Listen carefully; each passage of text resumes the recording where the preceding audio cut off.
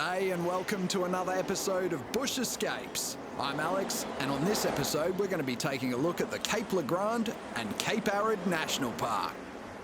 The Cape Grande National Park is 780 kilometres southeast of Perth and is 60 kilometres east of Esperance.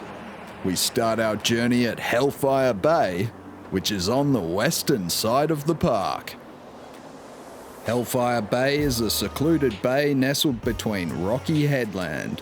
The scenic bay has pristine white sand and sparkling turquoise water and is a great spot for a swim or a picnic. The rocky headland creates a picturesque backdrop to the stunning shoreline below.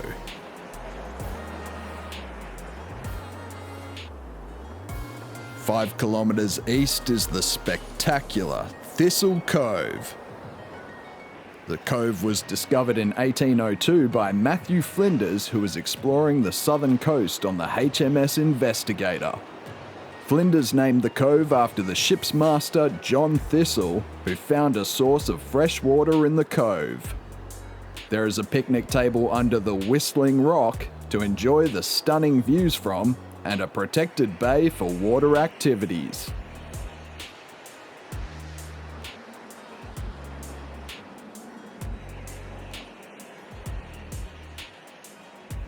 There are several walk trails that go through the area, offering fantastic views of the park.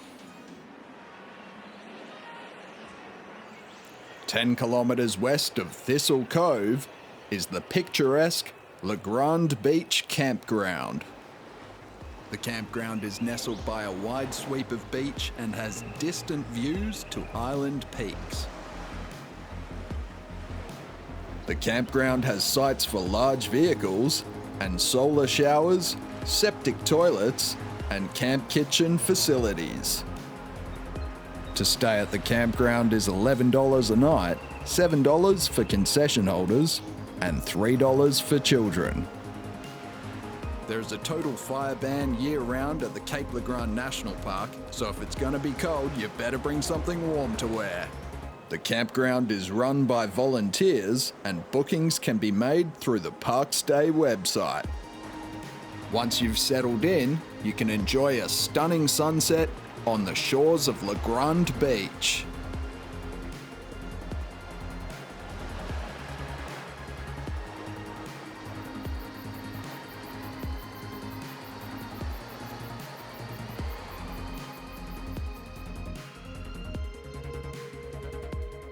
Ten kilometres east of the Grande Beach Campground is Frenchman Peak. The peak offers a steep Class 5 hike up the eastern slope to the summit. The majority of the walk is up the rock face guided by markers and should only be attempted on dry days with decent footwear, as the rock face can get slippery.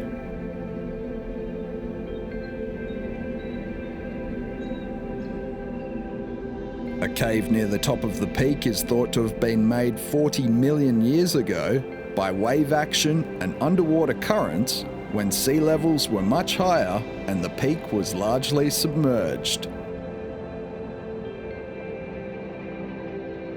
The hike to the top is absolutely worth it for the amazing 360-degree views of the park and surrounding coastline.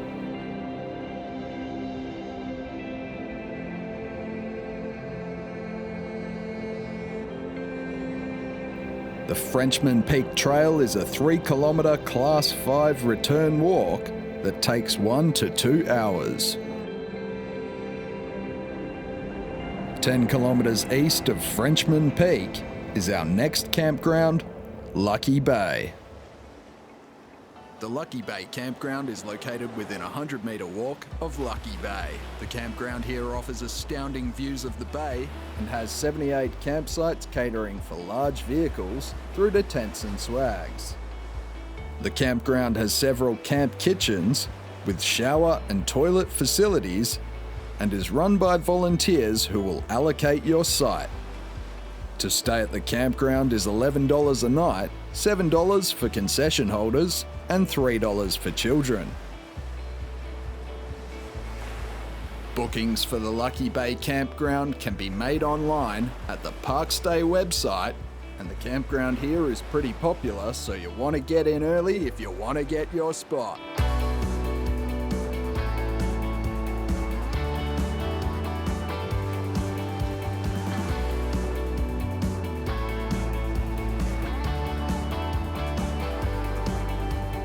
Even the wildlife are friendly at Lucky Bay.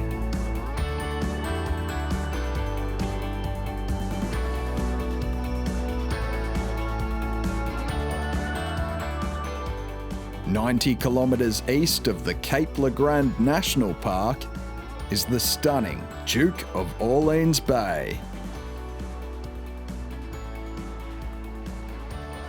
The Duke of Orleans Bay is a 2.8 kilometre stretch of white sandy beach divided by the massive granite boulder of Table Island. The boulder is 60 metres tall, and there is a sandbar that leads out to the island. The isolated bay is a spectacular spot to spend a day at the beach.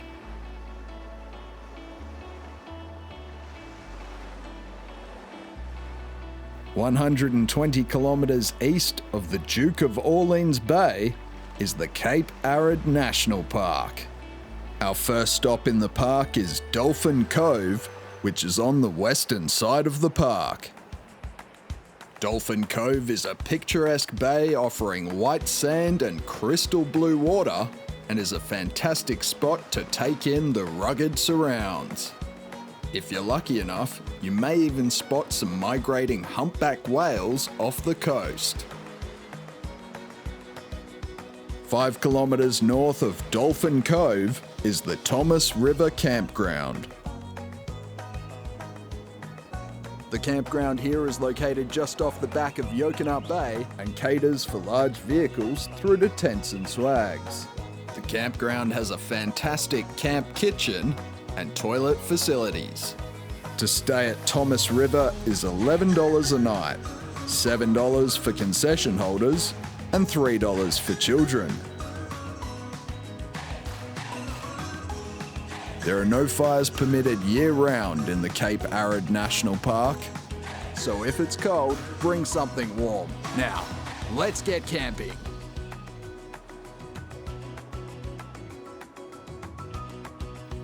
A short walk from the campground are the banks of Thomas River, which lead out to Yokosuka Bay. The mouth of the river is a great spot to relax after a day of exploring. And that's it for another episode of Bush Escapes. Thanks for watching, stay tuned for more content, and like always, we hope to see you out here.